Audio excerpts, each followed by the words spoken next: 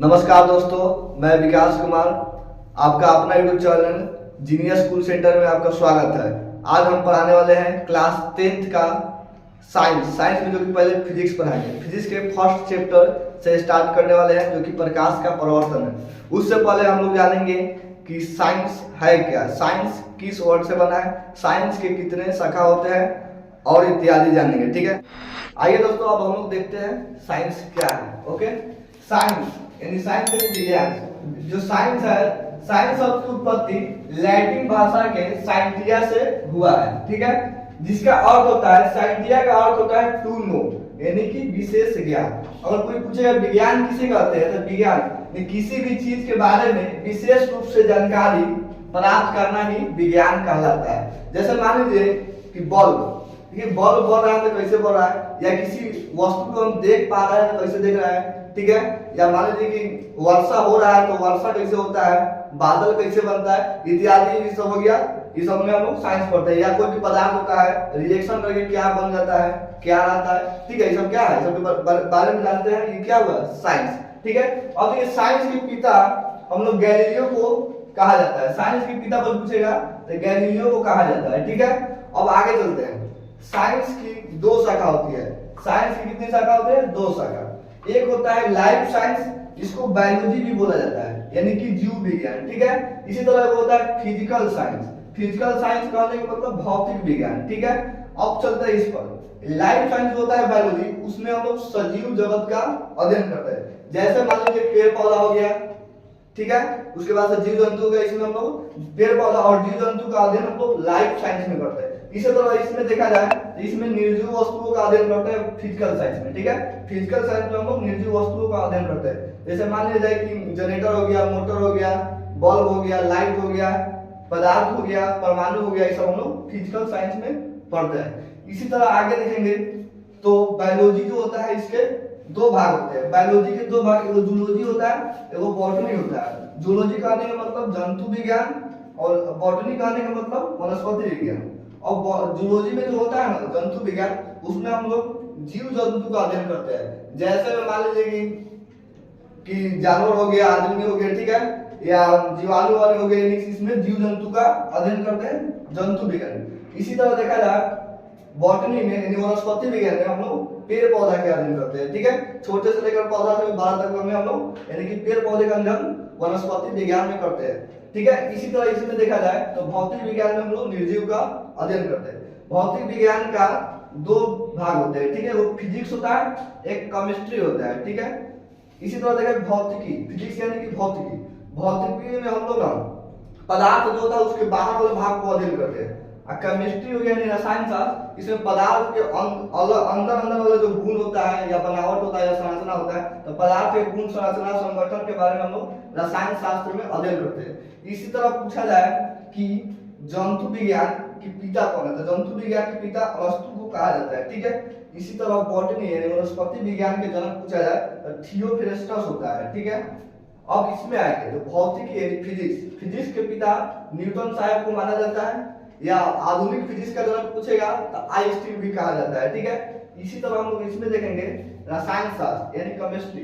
Chemistry के पिता एंटोनी लेवुजियर को कहा जाता है, एंटोनी लेवुजियर को कहा जाता है। ठीक है, अब आगे देखते हैं हम लोग। चलिए फाइनली अब हम लोग देखते हैं फिजिक्स। फिजिक्स क्या है, तो फिजिक्स जो है ना, फ्यूसिस वर्ड से बना है। ठीक है, यानी ग्रीक भाषा का एक शब्द है फ्यूसिस। फ्यूसिस का मतलब होता है नेचर, नेचर यानी प्रकृति। ठीक है, अब देखिए कोई कहेगा कि भौतिकी यानी फिजिक्स किसे कहते हैं, तो आपको बोलना है विज्ञान की वह शाखा जिसके अंतर्गत प्रकृति में होने वाले प्रकृति घटनाओं का बारे में हम लोग अध्ययन करते हैं, तो उसे भौतिकी कहते हैं। जैसे स्टॉप हो जाएगा आगे पर। चलिए दोस्तों, अब लोग देखते हैं फिजिक्स क्या है। फिजिक्स यानी फिजिक्स जो है ग्रीक वर्ड के, यानी ग्रीक वर्ड से बना है, इसका नाम है फ्यूसिस। फ्यूसिस का मतलब होता है नेचर यानी प्रकृति। अगर आपसे कोई पूछेगा कि फिजिक्स यानी भौतिकी किसे कहते हैं, यानी भौतिकी किसे कहते हैं, तो विज्ञान की वह शाखा जिसके अंतर्गत प्रकृति में होने वाली प्राकृतिक घटनाओं के बारे में अध्ययन करते हैं, तो उसे फिजिक्स यानी भौतिकी कहते हैं। जैसे में देख लिया जाए तो मौसम का बदलना, ठीक है, ये क्या होगा, इसके बारे में हम लोग अध्ययन करेंगे, फिजिक्स का जाएगा। बादल का बनना, वर्षा होना, ठीक है, इंद्रधनुष का बनना इत्यादि क्या है, फिजिक्स है। इस सब के बारे में हम लोग अध्ययन करेंगे तो यानी फिजिक्स है, ठीक है। अब आगे देखते हैं। फाइनली हम लोग जान चुके हैं साइंस क्या है, फिजिक्स क्या है, ठीक है। अब आगे चैप्टर की ओर चलते हैं। क्लास 10 का फिजिक्स का पहला चैप्टर प्रकाश का परावर्तन है। देखिए ये पहला जो चैप्टर है प्रकाश का परावर्तन है। इसमें सबसे पहले हम लोग जानेंगे प्रकाश किसे कहते हैं, ठीक है। प्रकाश किसे कहते हैं? प्रकाश वह भौतिक कारक है जिसके सहायता से हम किसी वस्तु को देख सकते हैं। प्रकाश वह भौतिक कारक है जिसकी सहायता से हम किसी वस्तु को देख सकते हैं। देखिए आग के अलावा यानी किसी वस्तु को देखने के लिए आग के अलावा प्रकाश का भी होना आवश्यक है, ठीक है। अब आगे देखते हैं। पूछा जाएगा आपसे कि सबसे अधिक प्रकाश के चाल किसमें है, तो सबसे अधिक प्रकाश के चाल निर्वात में होता है, ठीक है। और सबसे कम प्रकाश के चाल ठोस में होता है। निर्वात में प्रकाश के चाल, ठीक है, निर्वात में प्रकाश के चाल 3 × 10⁸ मीटर पर सेकंड या 3 लाख किलोमीटर पर सेकंड होता है, ठीक है। अब आगे देखेंगे प्रकाश का स्रोत, यानी प्रकाश के स्रोत किसे कहते हैं? जहां से प्रकाश निकलता है उसको बोलते हैं प्रकाश का स्रोत। जैसे मैं यहाँ पर लिख लिया उदाहरण के लिए सूर्य, सूर्य से प्रकाश निकलता है तो क्या हो गया? प्रकाश का स्रोत, ठीक है। जलती हुई बल्ब, जलती हुई बल्ब से भी प्रकाश निकलता है, वो क्या हो गया? प्रकाश का स्रोत। तारा, तारा से भी प्रकाश निकलता है, क्या हुआ? प्रकाश के स्रोत इत्यादि हो सकते हैं, ठीक है। अब आगे देखिए प्रकाश का स्रोत जो होता है ना वो 2 प्रकार के होते हैं। प्रकाश का स्रोत 2 प्रकार के होता है। देखो प्राकृतिक प्रकाश स्रोत, दूसरे क्या है? कृत्रिम प्रकाश स्रोत, ठीक है। अब पूछा जाएगा कि प्राकृतिक प्रकाश स्रोत क्या है, ठीक है। तो प्राकृतिक स्रोत जो होता है वो ऐसा स्रोत जो प्रकृति से प्राप्त हो, ठीक है, या दूसरा भाषा में बोल सकते हैं वो ऐसा स्रोत जिसे मानव ने नहीं बनाया है, ठीक है, जो पहले से हो, तो उसी को बोलते हैं प्राकृतिक प्रकाश स्रोत। जैसे उदाहरण के लिए समझा जाए तो सूर्य, सूर्य को मानव ने नहीं बनाया है, इससे प्रकाश निकलता है, तो ये क्या हो गया? प्राकृतिक प्रकाश स्रोत हो गया, ठीक है। सूर्य को मानव ने नहीं बनाया है, इससे प्रकाश निकलता है तो प्राकृतिक स्रोत हो गया। इसी तरह तारा, तारा को मानव ने नहीं बनाया है तो तारा क्या हो गया? तारा प्राकृतिक स्रोत हो गया। इसी तरह देखिए जुगनू, जुगनू को मानव ने नहीं बनाया है तो इससे भी प्रकाश निकलता है, तो ये भी प्राकृतिक स्रोत हो गया। और दूसरी का जो है कृत्रिम स्रोत, दूसरी का कृत्रिम स्रोत है, ठीक है। उदाहरण के लिए देखा जाए तो बल्ब, ठीक है, पूछा जाए कि कृत्रिम स्रोत किसे कहते हैं, तो ऐसा स्रोत जिसे मानव ने बनाया हो उसको कृत्रिम स्रोत कहते हैं। यानी ऐसा स्रोत जिसे मानव ने बनाया है उसे कृत्रिम स्रोत कहते हैं। उदाहरण के लिए बल्ब, बल्ब से प्रकाश निकलता है, ठीक है, तो बल्ब से प्रकाश निकलता है तो मानव ने बनाया है बल्ब। इसी तरह देखेंगे टॉर्च, ठीक है, टॉर्च जो होता है गलती लिखा हुआ टॉर्च, टॉर्च में मानव ने बनाया है, इससे प्रकाश निकलता है, ठीक है। अब आगे देखेंगे मोमबत्ती, मोमबत्ती से भी प्रकाश निकलता है, मानव ने बनाया है। तो इत्यादि सब जो है कृत्रिम स्रोत होता है, ठीक है। ये सब कौन बनाया है? मानव बनाया है, इससे भी प्रकाश निकलता है, तो क्या है? कृत्रिम स्रोत। आगे तो टॉपिक पढ़ रहे हैं हम लोग प्रदीप्त पदार्थ, ठीक है, प्रदीप्त पदार्थ। देखिए वैसा पदार्थ जो स्वतः प्रकाश उत्सर्जित करता है उसको बोलते हैं प्रदीप्त पदार्थ। और ध्यान दीजिएगा वैसा पदार्थ जो स्वतः प्रकाश उत्सर्जित करता है उसे प्रदीप्त पदार्थ कहते हैं। उदाहरण के लिए समझा जाए सूर्य, सूर्य देखिए अपने से स्वतः प्रकाश उत्सर्जित करता है। जलती हुई बल्ब, जलती हुई बल्ब से भी प्रकाश निकलता है, क्या हो गया? प्रदीप्त वस्तु, ठीक है। तारा, तारा से भी प्रकाश निकलता है तो तारा क्या हुआ? प्रदीप्त वस्तु हो गया, ठीक है, इत्यादि हो सकते हैं। आगे देखिए अगला टॉपिक है अप्रदीप्त वस्तु। अप्रदीप्त वस्तु, ठीक है, वैसा वस्तु जो स्वतः प्रकाश उत्सर्जित नहीं करता है तो उसे अप्रदीप्त वस्तु कहते हैं। और आप समझिएगा वैसा वस्तु जो स्वतः प्रकाश उत्सर्जित नहीं करता है उसे अप्रदीप्त वस्तु कहते हैं। उदाहरण के लिए समझा जाए कुर्सी, कुर्सी से प्रकाश निकलता है? नहीं निकलता है, तो ये अप्रदीप्त पदार्थ है, ठीक है। पत्थर, पत्थर से प्रकाश निकलता है? नहीं निकलता है, तो पत्थर से प्रकाश नहीं निकलता है तो हो गया अप्रदीप्त वस्तु। इसी तरह कलम हो गया, कलम से प्रकाश निकलेगा? नहीं निकलता है, अप्रदीप्त इत्यादि हो सकते हैं, ठीक है। चलिए अब हम लोग आगे लिखते हैं, ठीक है। आगे देखिए पदार्थ के प्रकार, पदार्थ प्रकाश के आर पार के आधार पर पदार्थ तीन प्रकार के होते हैं, यानी कि पदार्थ के प्रकार, यानी प्रकाश के आर पार के आधार पर पदार्थ तीन प्रकार के होते हैं। पहला जो है पारदर्शी पदार्थ, दूसरी का है अपारदर्शी पदार्थ, तीसरी का है पारभासी, यानी तीसरी का क्या है पारभासी पदार्थ। ठीक है, देखिए पूछा जाएगा कि पारदर्शी पदार्थ किसे कहते हैं। देखिए पारदर्शी पदार्थ, ठीक है, वह ऐसा पदार्थ जिनसे होकर प्रकाश आसानी से पार कर जाता है तो उसे पारदर्शी पदार्थ कहते हैं। एक बार देखिएगा, वह ऐसा पदार्थ जिनसे होकर प्रकाश आसानी से पार कर जाता है तो उसे पारदर्शी पदार्थ कहते हैं। एग्जाम्पल अगर देखा जाए तो जैसे में कांच, कांच है उसमें से आर पर प्रकाश पार कर जाता है। ठीक है, पानी हो गया या हवा, पानी होना चाहिए साफ पानी, ठीक है, और हवा, या दूसरा इसका परिभाषा बोला जा सकता है कि वह ऐसा पदार्थ जिससे हम लोग आर पार देख लेते हैं, वह ऐसा पदार्थ जिसको हम आर पार देख लेते हैं। ठीक है, जैसे मैंने कांच, यानी मान लीजिए आप गाड़ी में बैठे हुए हैं तो गाड़ी का शीशा बंद रहता है, उसके अंदर से सब चीज देख लेते हैं, यानी कि कांच, यानी कि आर पार दिख जाता है। पानी, यानी साफ पानी रहता है तो हम लोग उसमें कोई मछली तैर रहा है तो हम लोग देख लेते हैं कि मछली जा रहा है उसमें, या कोई आदमी रहता है तो देख लेते हैं कि आदमी तैर रहा है। ठीक है, साफ पानी। और हवा, हवा यानी मान लीजिए कि यहाँ पर हम पढ़ा रहे हैं, कोई व्यक्ति आएगा तो हम देख लेंगे, यानी उसके और हमारे बीच में क्या है हवा है, तो हवा क्या हो गया पारदर्शी पदार्थ हो गया। ठीक है, एक बार देखेंगे, वो ऐसा पदार्थ जिसको हम लोग आर पार देख लेते हैं उसी को पारदर्शी पदार्थ कहते हैं। ठीक है, अब दूसरी का जो है अपारदर्शी पदार्थ, यानी कि अपारदर्शी। ठीक है, बस इसका ऑपोजिट है।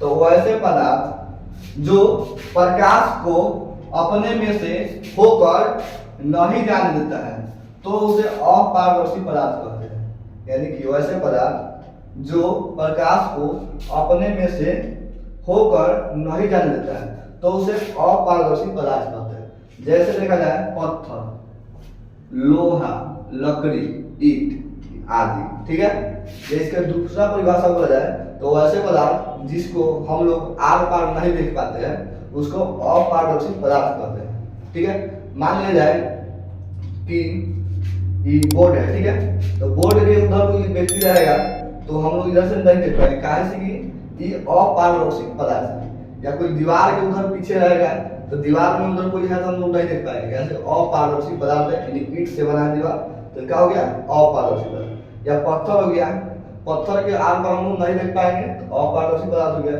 लोहा, लोहा की कोई भी वस्तु बनाए तो हम लोग आर पार नहीं देख पाएंगे तो अपारदर्शी पदार्थ हो गया। ठीक है, इसी तरह आगे देखेंगे हम। अगला है पारभासी।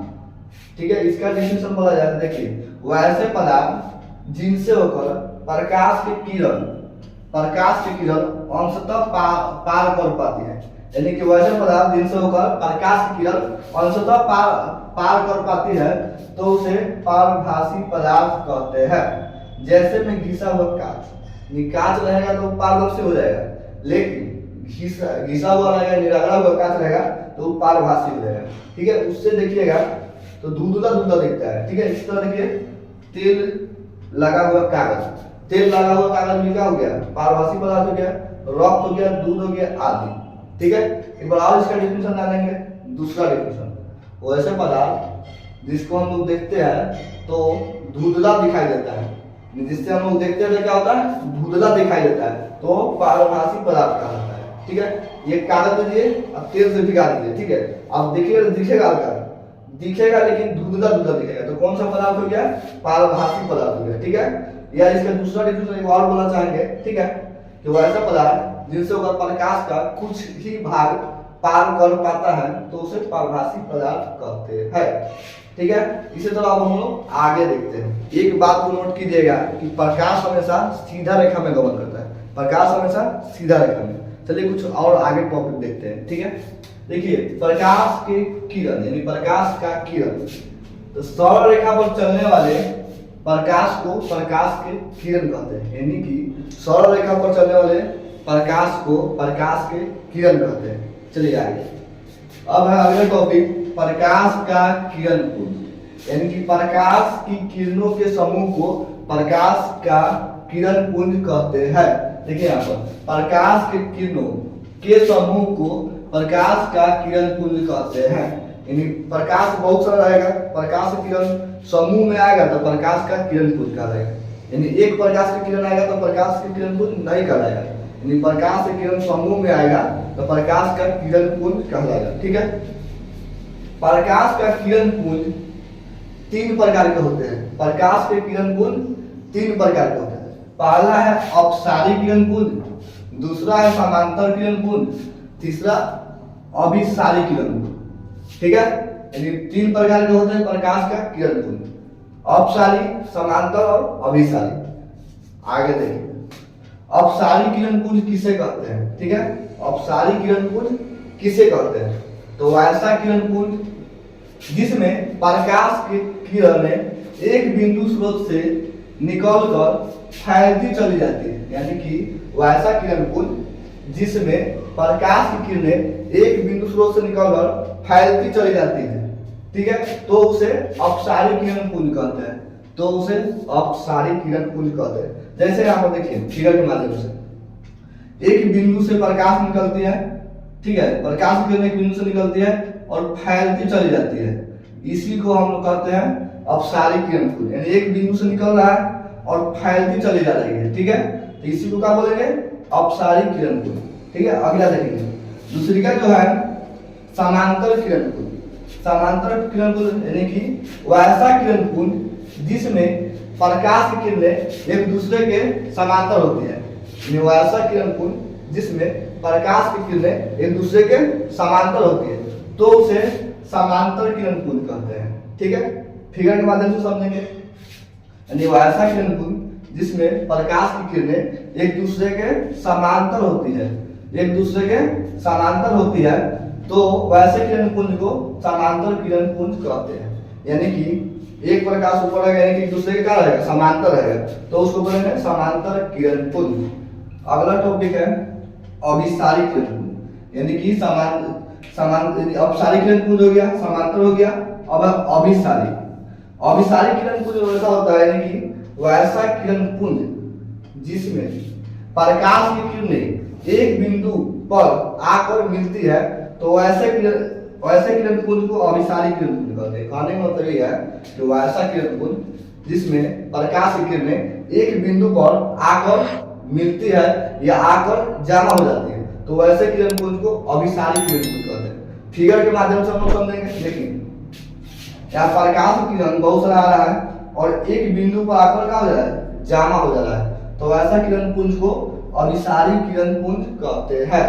एक बार और फिर से देखेंगे अभिसारी किरण पुंज वैसा किरण पुंज जिसमें प्रकाश की किरणें एक बिंदु पर आकर मिलती है या एक बिंदु पर आकर जमा होती है तो वैसे किरण पुंज को अभिसारी किरण पुंज कहते हैं। यानी कि ये वो बिंदु है, यहाँ पर बहुत सारा प्रकाश किरण आएगा, यहाँ पर आगे क्या हो जाएगा? मिलेगा। यानी बहुत सारा किरण पुंज आएगा, यानी बहुत सारा प्रकाश की किरण आएगा और एक बिंदु पर जाकर मिल जाएगा तो वैसे किरण पुंज को अभिसारी किरण पुंज कहते हैं। ठीक है, इसी तरह अब हम लोग आगे देखेंगे। अब हम लोग अगला पार्ट में प्रकाश का परावर्तन पढ़ेंगे। प्रकाश के परावर्तन के कितने नियम है ये पढ़ेंगे, प्रतिबिंब पढ़ने वाले हैं, समतल दर्पण पढ़ेंगे, इत्यादि पढ़ेंगे। ठीक है, मैं आशा करता हूँ कि ये सब टॉपिक आप लोगों को पूरे अच्छे से समझ में आया होगा। ठीक है, जय हिंद, जय भारत।